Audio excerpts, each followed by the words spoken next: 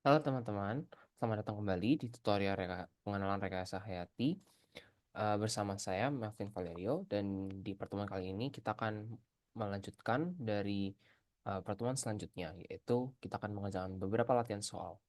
Baik, kita mulai dari soal nomor satu. Ya, soal nomor satu ini kurang lebih membahas mengenai konversi unit. Jadi saat menghadapi soal konversi unit, kita pertama-tama harus mengetahui apa saja eh, koefisien koefisien pengubahan atau faktor konversinya dari satu unit ke unit lain begitu. Nah, untuk beberapa konversi unit ini saya akan memakai dari eh, Appendix 1B buku Stutterbug. Baik, kita mulai. Jadi untuk pertama, kita mengubah 10 lbm feet per second kuadrat menjadi lbf dan din. Oke, pertama-tama 1 lbm feet per second kuadrat itu sama dengan 1 per 32,174 lbf gitu. Nah, terus habis itu untuk maaf, untuk ini tuh sama dengan em, 4,4482 kali 10 pangkat 5 din gitu ya. Oke, oke. eh, jadi kita bisa kerjakan nomor A, berarti 10 lbm feet per second kuadrat itu sama dengan 10 lbm feet per second kuadrat kali 1/32,174 lbf atau pound force, jadinya 0,3108 lbf. Oke, kita udah dapat jawaban pertama. Lalu bisa kita akan kali dengan tadi ini, berarti em, 4,4482 kali 10 pangkat 5 din per lbf gitu. Hasilnya adalah 138.254,49 din. Gitu ya. Jadi ini hasilnya.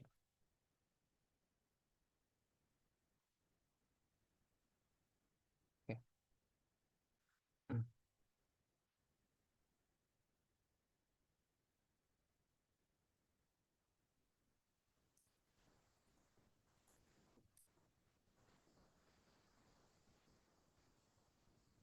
Oke.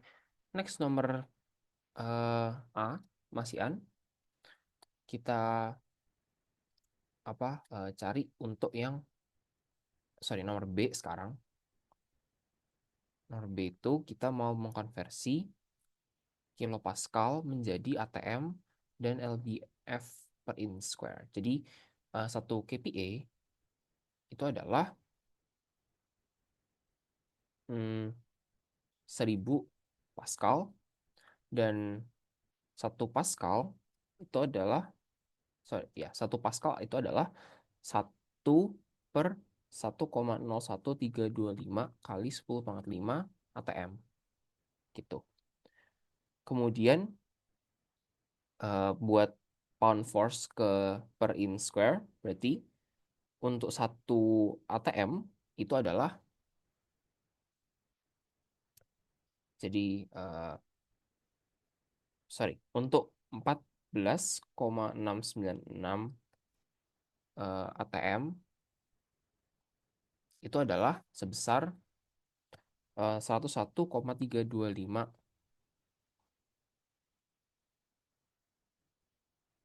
Maaf.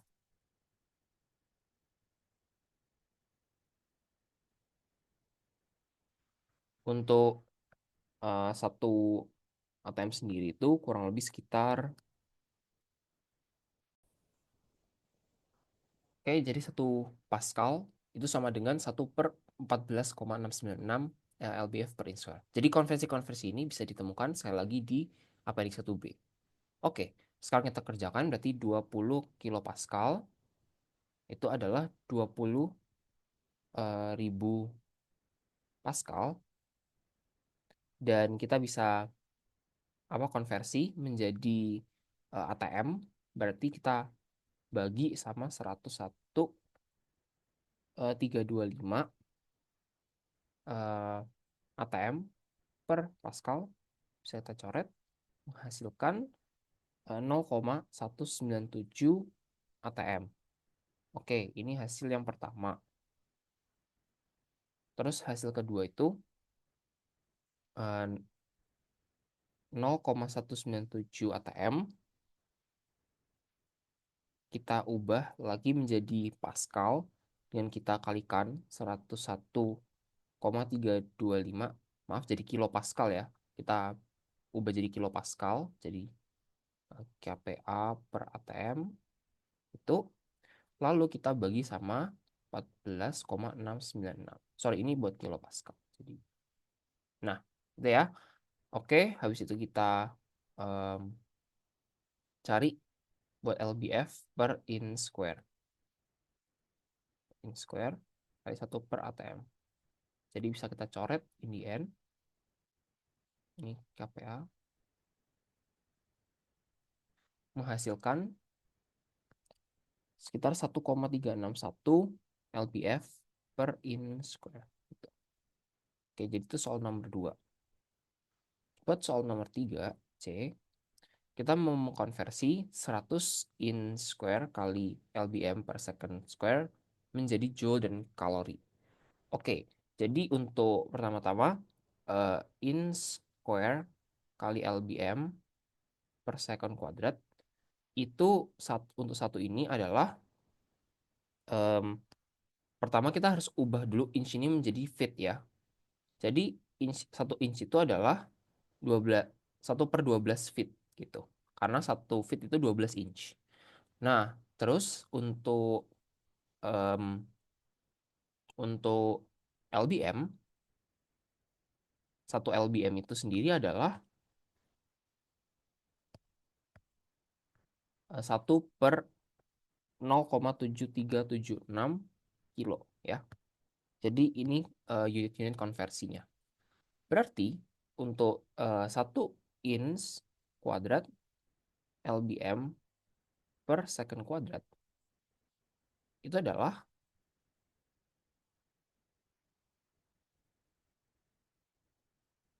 kita kali pertama-tama dengan 1/12 kita kuadratkan untuk em, ini ya, untuk feet gitu, feet, untuk feet. Kemudian kita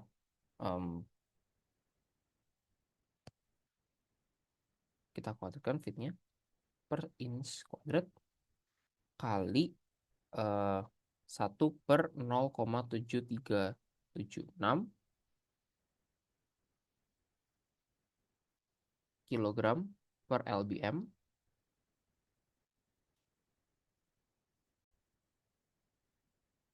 Oke, maaf.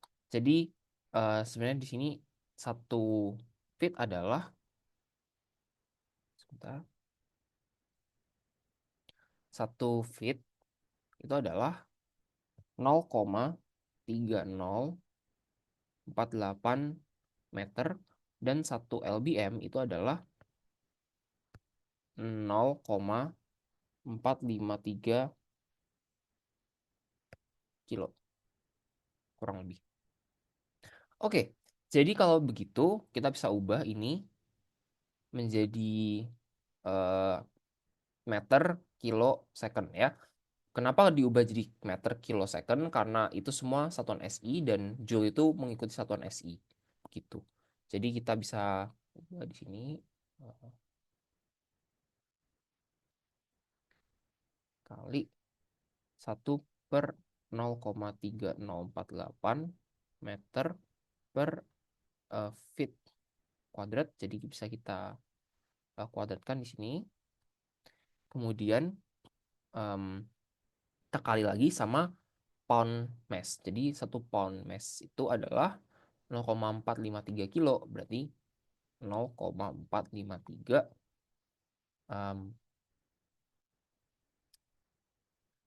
apa namanya kilo per lbm gitu. Untuk secondnya tetap. Nah, berarti semua bisa kita coret menghasilkan, oke, untuk hasilnya itu kurang lebih 0,3 0,03386 joule ya. Atau bisa aku tulis lagi itu sebagai em, meter kuadrat kilo per second kuadrat. Tuh.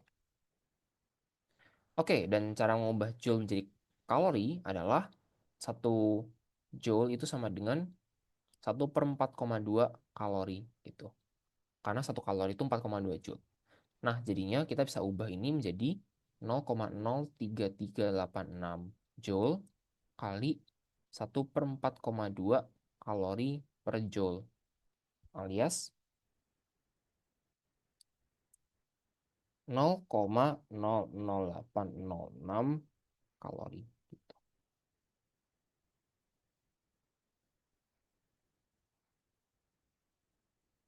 Itu ya, buat nomor C. Dan terakhir buat nomor D.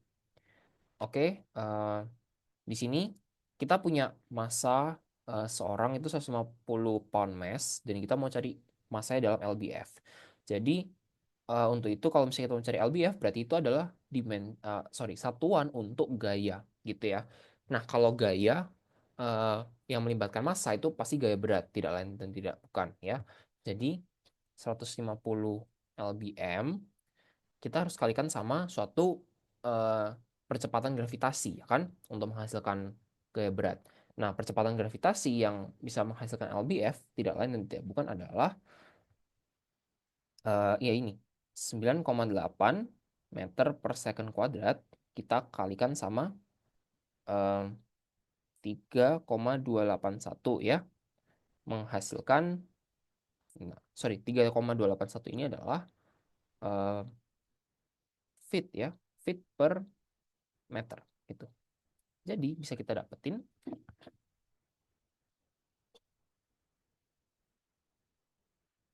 misalnya itu sebesar 4823,07 lbf gitu.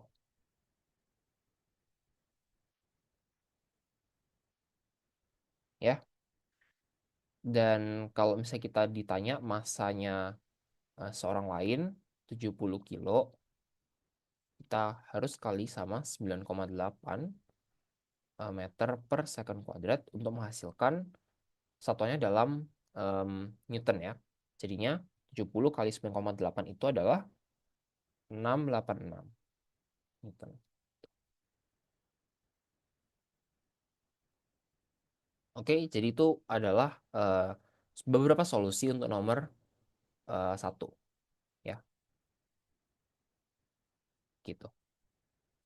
Sini aku warnain beda biar bisa kelihatan.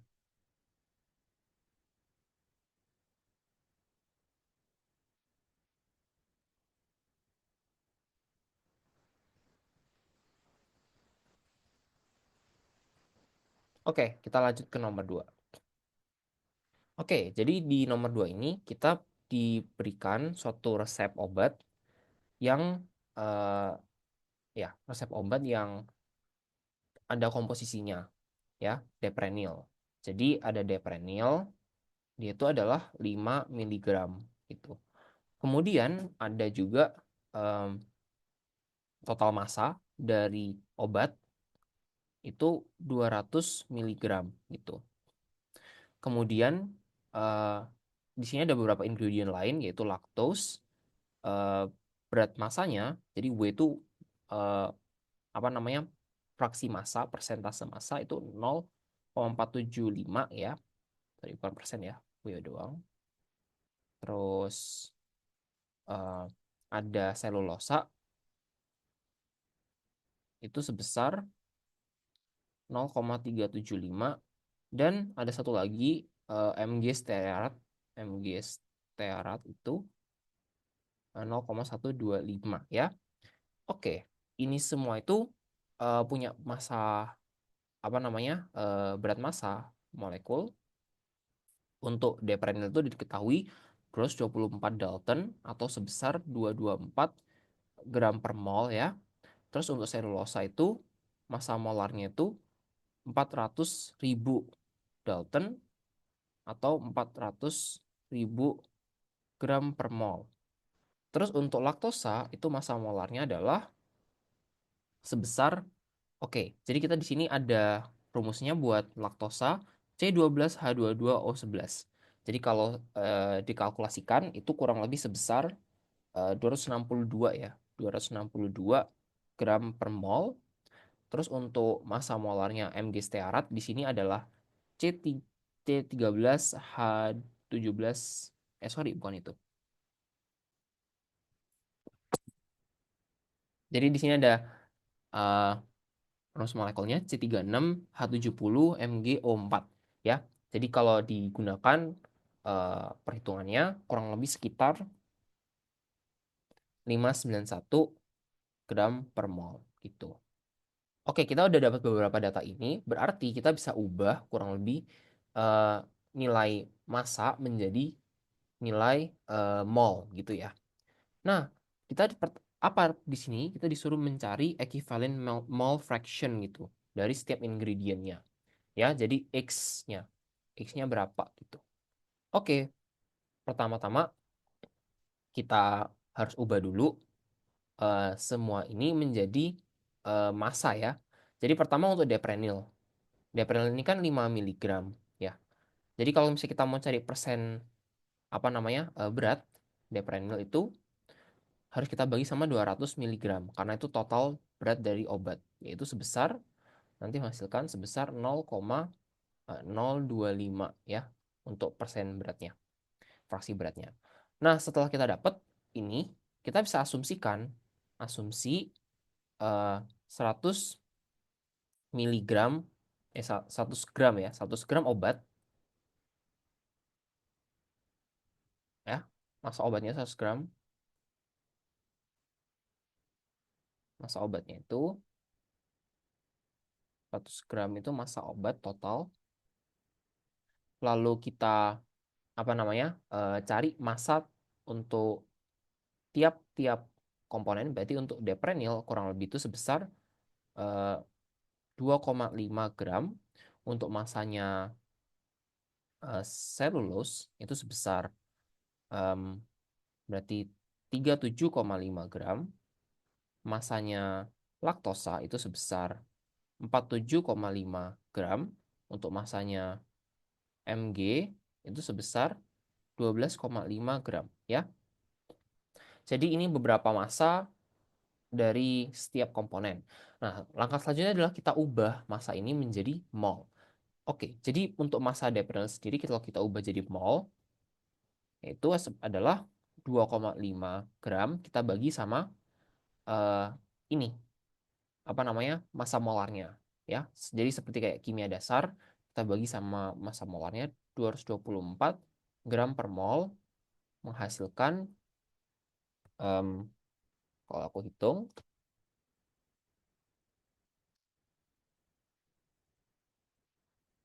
0,01116 ya mol. Oke, kalau massa selulosa ini aku langsung aja. Jadi ada 37,5 dibagi sama 400.000 Dalton atau gram per mol menghasilkan 0,00009375 mol ya. Oke, terus untuk massa N laktosa atau mol laktosa itu adalah 47,5 dibagi sama eh, 262 ya. 262 gram per mol. Berarti menghasilkan 0,1813 kurang lebih mol. Dan satu lagi, massa Mg stearat itu adalah, sorry, mol Mg stearat, bukan massa, mol Mg stearat itu adalah 12,5 dibagi sama 591. Tuh, menghasilkan 0,02115 mol. Gitu. Nah, setelah kita dapat semua nilai mol, kita bisa mentotalkan nilai mol semua ini ya menghasilkan N total 0,01116 tambah 0,00009375 tambah 0,1813 tambah 0,02115, yaitu 0,2137 ya, mol gitu. Ya, jadi ini hasil N totalnya. Next kita bisa ubah menjadi fraksi mol. Jadi N gitu ya. Anggap aja N fraction itu sorry, bukan N fraction, X ya. Simbolnya biar nggak bingung aja. X gitu ya. Kalau kita mau cari untuk deprenil berarti ya apa namanya, molnya si deprenil itu 0,01116 dibagi sama 0,2137 gitu. Menghasilkan,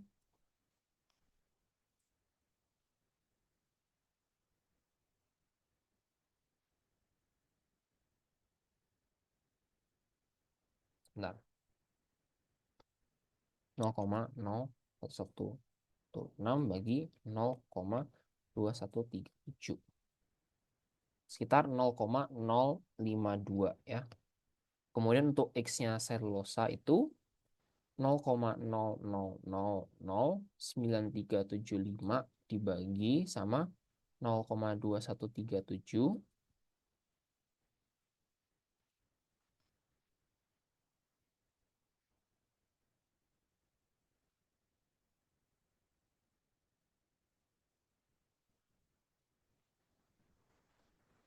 itu sekitar 0,000438 gitu ya. Terus untuk X-nya laktosa itu sebesar 0,1813 per 0,2137. Jadi sama aja ya caranya. Berarti 0,2137. 1,3 bagi 0, kurang lebih 0,8484 gitu ya. Terus buat X-nya Mg stearat itu adalah 0,02115 bagi 0,2137. Hasilnya tuh adalah 0,02137.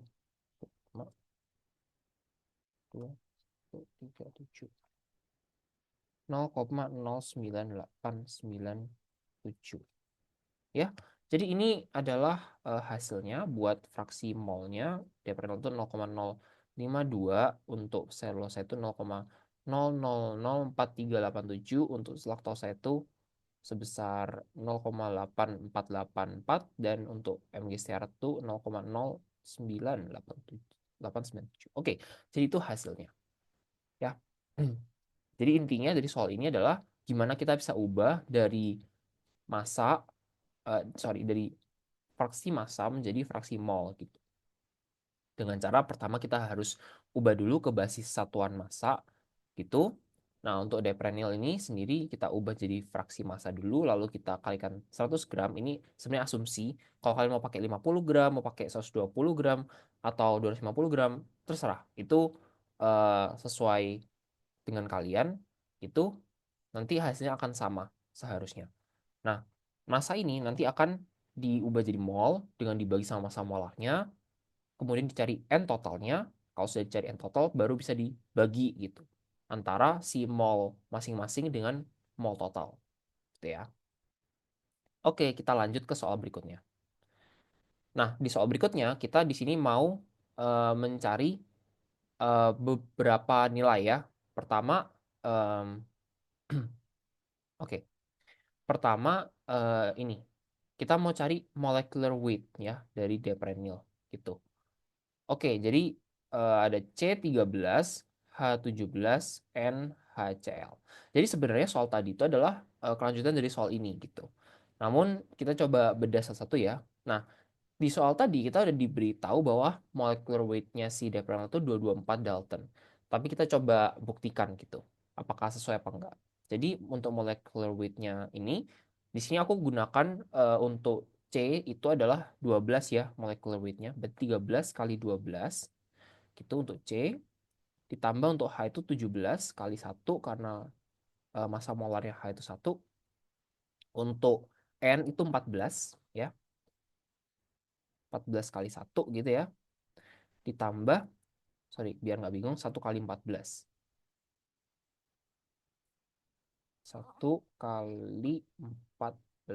gitu, ditambah H-nya 1, tambah 1 kali 1 tambah 1 kali CL itu kurang lebih 35, menghasilkan eh, harusnya 224 Dalton atau 224 gram per mol ya.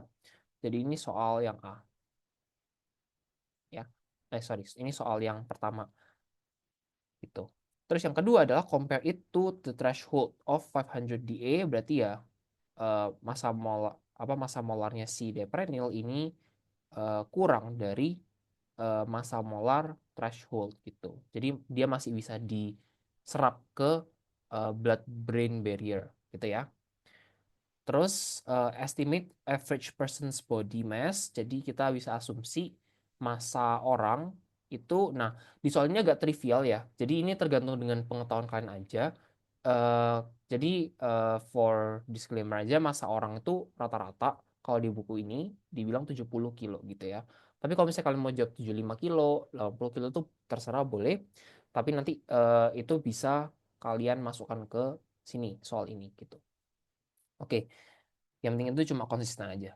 Oke, nomor A, mol dari C13H17 itu, jadi untuk mol ya berarti kita udah diketahui dosisnya tuh segini gitu ya, 140 eh, mikrogram per kilogram kali D. Nah, itu adalah dosis. Berarti kita bisa ubah dosis ini menjadi satuan massa, ya kan? Massanya obat berarti 140 mikrogram, aku ubah jadi kilo ya, berarti sorry, ubah jadi gram aja ya. Jadi 140 kali 10 pangkat minus 6 dibagi sama 1000 gitu. Sorry, dibagi sama eh, kilogram kali D, ini gram, dikali sama 70 kilo, yaitu massa si orangnya. Dan asumsi di satu hari ya, soalnya dia bilang one day's dose gitu. One day, berarti one day gitu. Hasilnya tuh adalah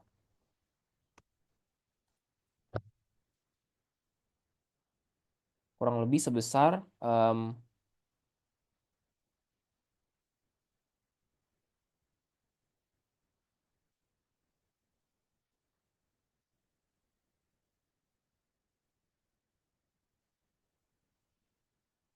0,0098 ya, 0,0098 gram itu. Ya, satuannya gram, hati-hati. Karena kilonya kecoret, D-nya kecoret. Oke, lalu kita bisa cari molnya. Berarti mol deprenyl itu adalah 0,0098 gram dibagi sama massa molarnya yaitu 224 gram per mol, menghasilkan kurang lebih sebesar 0,00004375 mol. Ya. Nah, misalnya kalau kalian cek di buku di exam 105, di sini hasilnya tuh bukan sekian ya. Dilaporkan bukan 0,0098 gram atau 9,8 miligram, tapi sebagai 10 miligram. Jadi itu permasalahan pembulatan ya. Sebenarnya nggak apa-apa kalau misalnya mau kalian bulatkan, tapi di sini aku mau jelaskannya pakai angka yang sesungguhnya ya. Oke, jadi ini aku gunakan 9,8 miligram dan didapatkan molnya itu sebesar 0,00004375 mol ya. Oke, selanjutnya kita bisa cari buat nih nomor B, pound mass mol ya. Berarti untuk mendapatkan ini kita bisa mengkalikannya dengan em,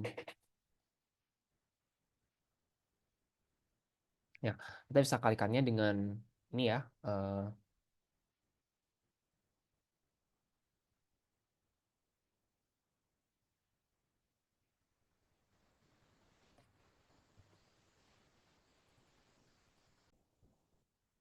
Oke, jadi untuk melanjutkan satu LBM mol ya, untuk melakukan LBM mol, sorry, itu kita harus melakukan beberapa konversi. Pertama, massa ini kita harus ubah menjadi dari gram ke LBM. Setelah kita ubah dari gram ke LBM, kita harus ubah jadi LBM mol. Jadi semua konversi ini nanti akan bisa kalian temukan di Appendix 1B ya. Nah, oke, buat beberapa konversinya sendiri untuk satu apa namanya, 1 kilo itu kurang lebih sebesar em, 2,2 LBM gitu. Terus untuk 1 LBM itu adalah eh, 1/224 LBM kali mol gitu.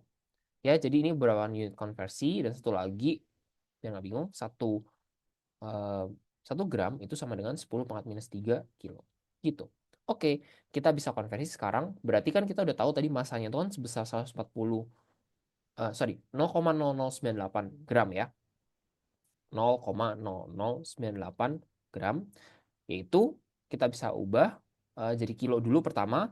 Jadi kita kali 10⁻³ kilo per gram, terus kita kalikan sama itu ya, 1 kilo ke LBM berarti 2,2 LBM per kilo kali 1/224 LBM kali mol, menghasilkan sebesar kurang lebih itu 9,82 kali 10⁻⁸ eh, LBM mol gitu.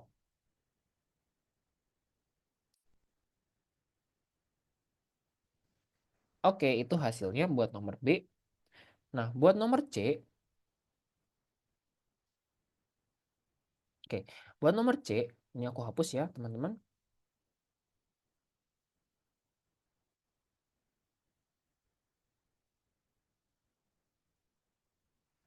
Buat nomor C kita ditanya untuk mol karbon saja.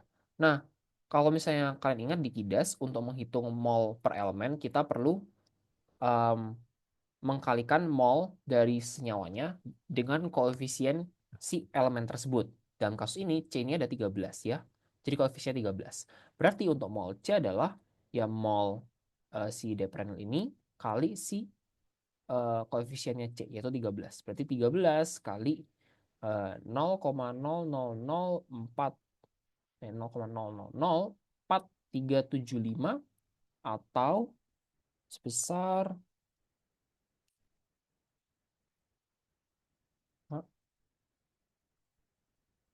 0,00056875 mol gitu.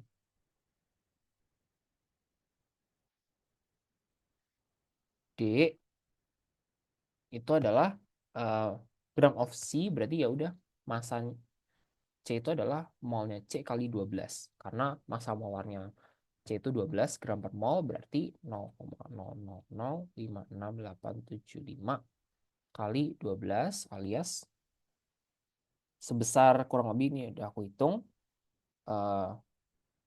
6,856 miligram begitu. Dan buat mengetahui molekul dari itu si deprenyl, kita bisa kalikan molnya si deprenyl yaitu 0,0004 375 dengan 6,023 kali 10⁻23 ya, atau itu sebesar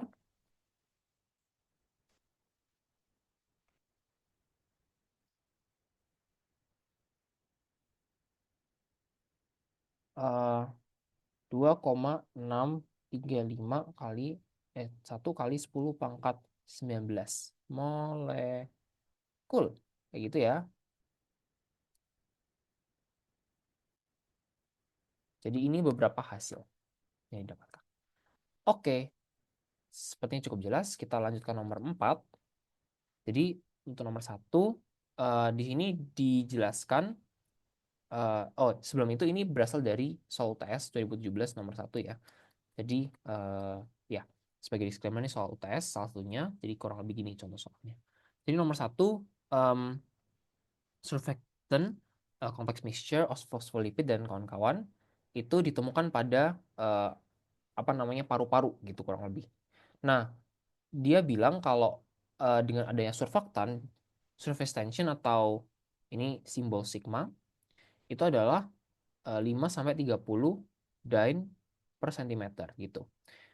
Sementara kalau jika tidak ada itu kurang lebih 50 dyne per centimeter gitu ya. Nah, terus kita dikasih rumusnya sudahan P sama dengan 2 sigma per R gitu. Terus kita ditanya A, kalau misalnya ada radius sebesar 100 mikrometer, di sini aku langsung ubah jadi satuan SI ya. Jadi eh, apa namanya? Sorry, jadi sentimeter, jadi 100 kali 10 pangkat minus 2 ya. Sorry, 10 pangkat minus 4 gitu. Karena mikrometer ke sentimeter itu 10 pangkat minus 4 sentimeter alias 10 pangkat minus 2 sentimeter. Berapa surface tension pressure, sorry, surface tension pressure for adult with when surfactant is present. Berarti P saat ada surfaktan itu sekitar 5 ya, 5 dibagi 5 kali 2 ya, dan per sentimeter dibagi 10 pangkat minus 2 ya. Kita samakan jadi sentimeter semua. Berarti kurang lebih 10 kali 100 gitu. Jadi 1000 dyne per sentimeter pangkat 2 gitu. Nah, kalau sudah kita ubah satuan ini menjadi milimeter Hg ya. Jadi unit konversinya itu 1 dyne per centimeter square itu adalah sebesar 1 760 mmHg per 113,250 dyne gitu ya. Jadi bisa kita tulis di sini 760 mmHg dibagi sama 1013250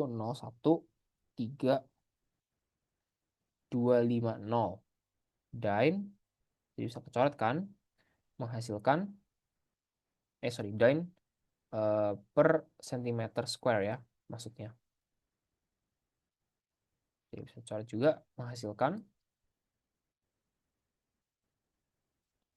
0,75 mm Hg gitu. Ini buat yang minimal 5 dyne per centimeter. Jadi kalau mau tahu yang maksimumnya 30 dyne per centimeter, berarti ya kita kalikan dengan 6 gitu. Karena dia faktornya 6 kali dari yang minimum ya. Berarti langsung aja 6 kali P minimum 6 kali 0,75. Kurang lebih sekitar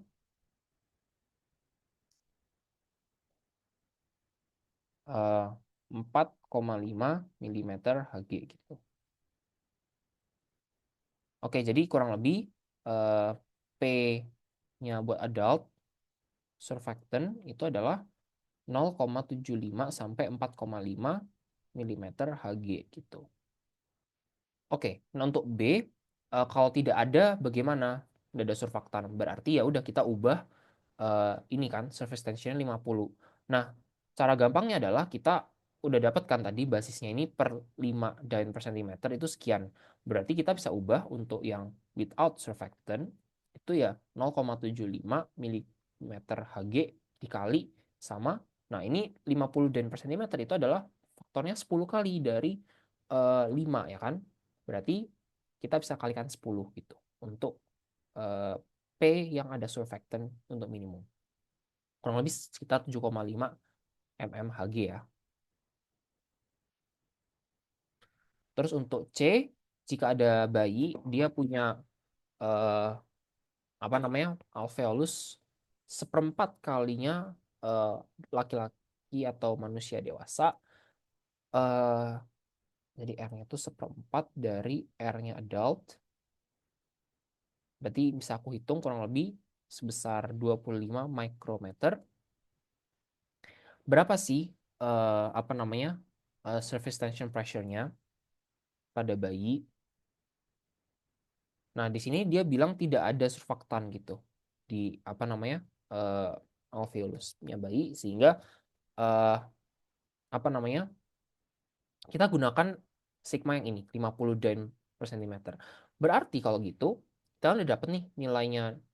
em, Sorry, kita kan mau cari nih berapa sih, berapa dyne per sentimeter persegi si eh, P-nya bayi. Berarti ya udah kita masukkan 50 dyne per sentimeter, jadi 25 kali 10 pangkat minus 2 ya sentimeter.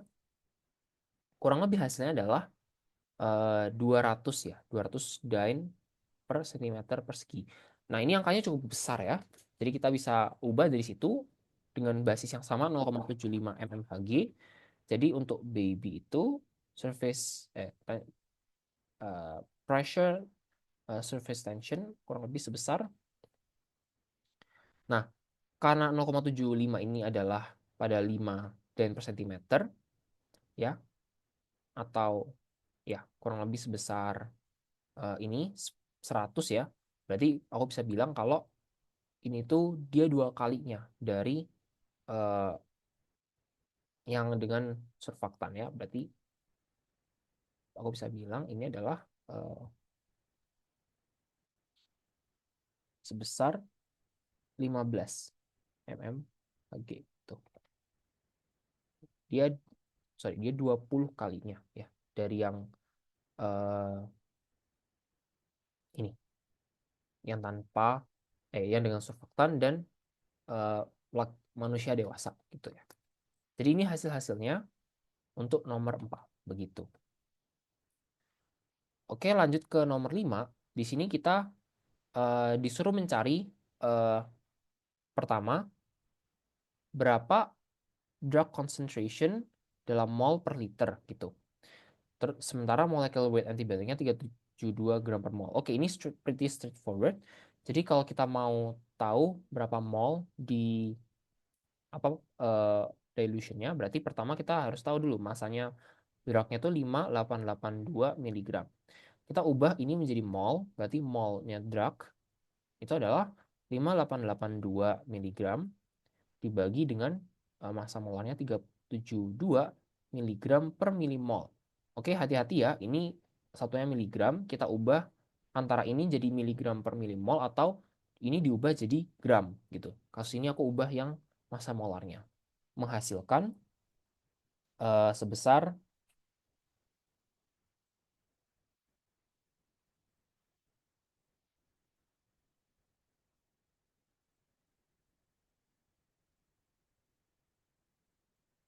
15,812 milimol gitu.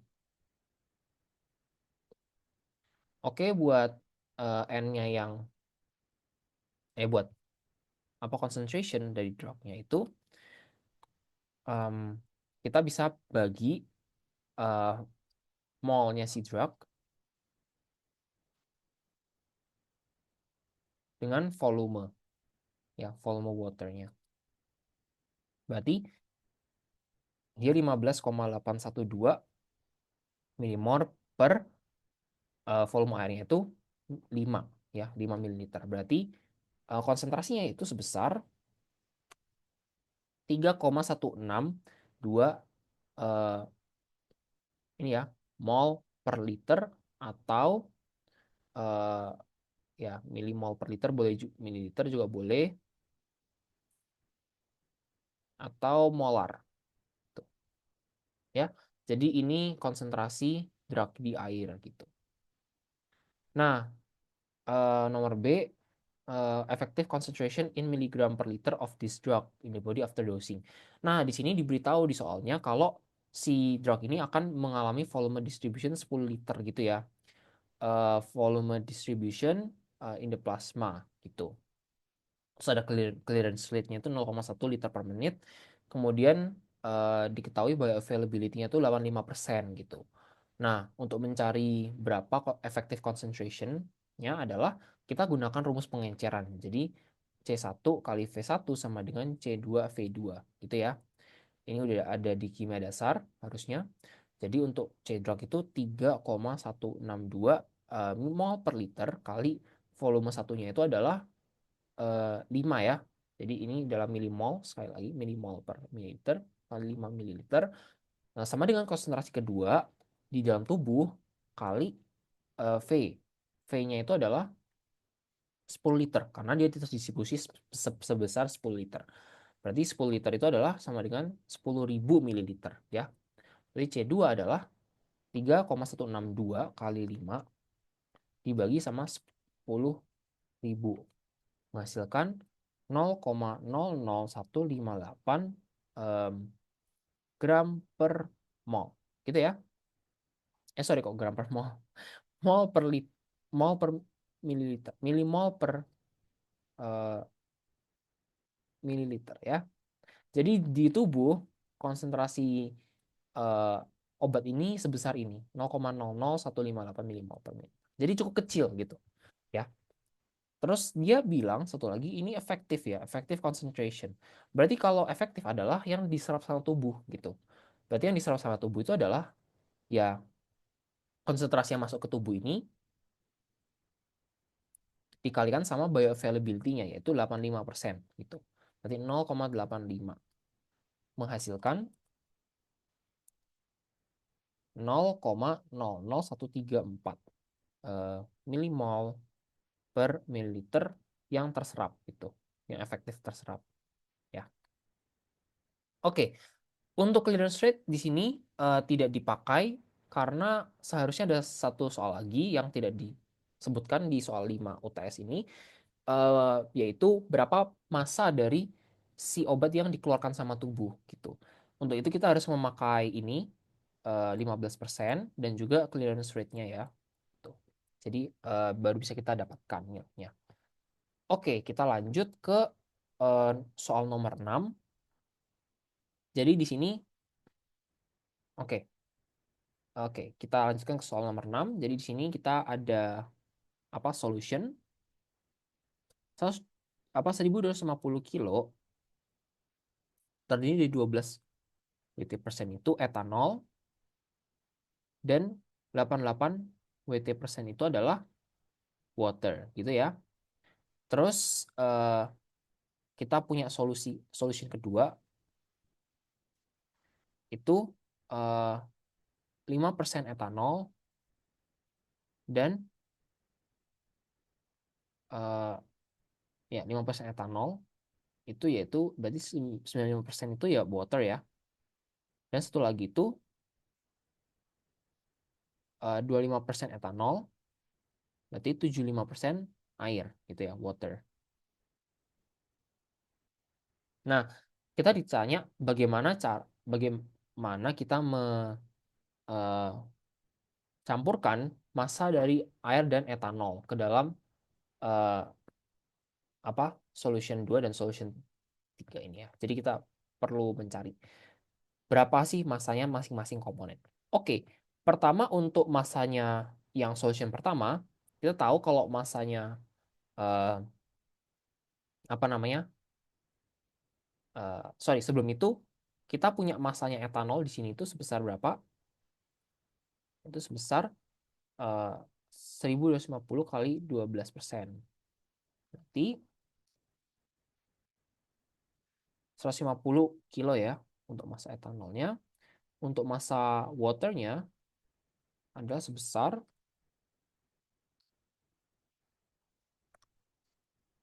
1.100 kilo ya. Nah, terus buat di solusi yang pertama kita mau 5% etanol, 95% water. Berarti aku bisa dong bilang kalau eh, apa namanya? Massa sorry, kita tinjaunya dari sini juga massa yang solution ketiga itu 25% etanol dan 75% air. Berarti em, kita bisa simpulkan untuk massa etanol itu adalah massa etanol solution yang apa kedua tambah massa etanol solution yang ketiga ya. Jadi em, kita bisa lihat ini 150 kilo untuk massa etanol yang di solution satu itu sama dengan 0,05 kali massa solution yang kedua tambah 0,0 0,25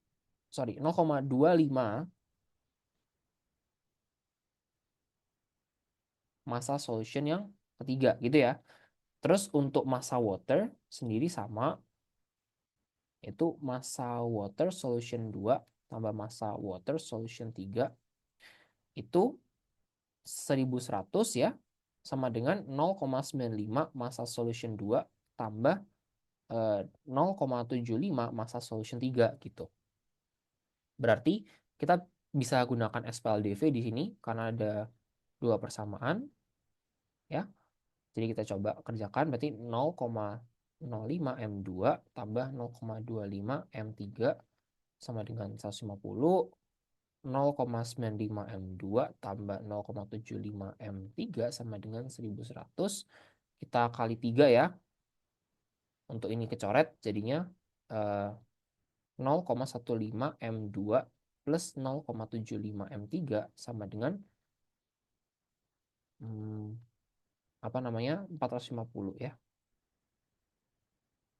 Ya, kita kurangin menghasilkan 1100 minus 450 itu 650, terus 0,95 kurangi 0,15 itu 0,7. Berarti massa keduanya itu adalah 928, sorry 0,8 ya.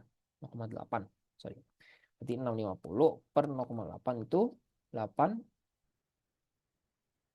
12,5 kilo. Terus untuk massa ketiga bisa ditemukan dong kalau gitu. Berarti kita gunakan misalnya persamaan 1 ya. Dari 150 dikurangin 812,5 kali 0,05 dibagi sama 0,25. Hasilnya itu adalah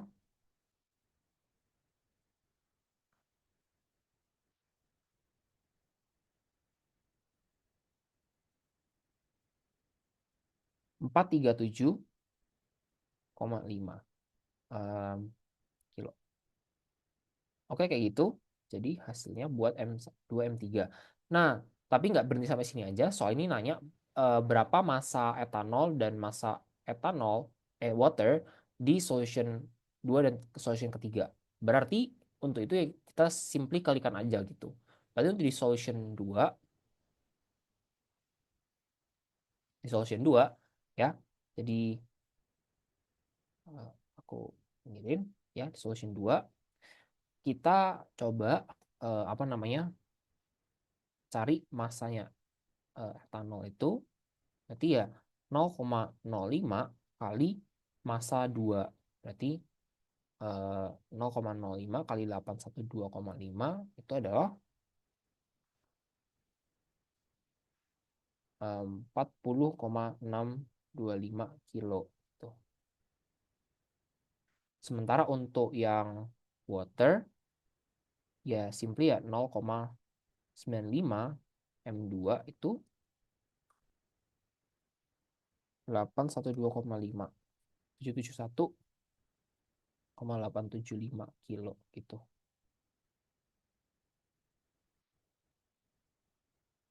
ya.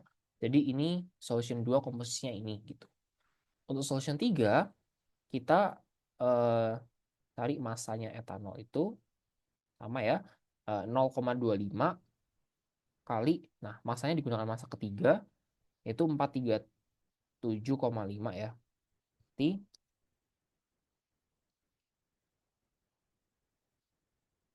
109,375 kilo dan massa waternya itu adalah em, ini langsung aku hitung aja kali 0,75 berarti 328,125 kilo itu. Jadi ini hasil-hasilnya.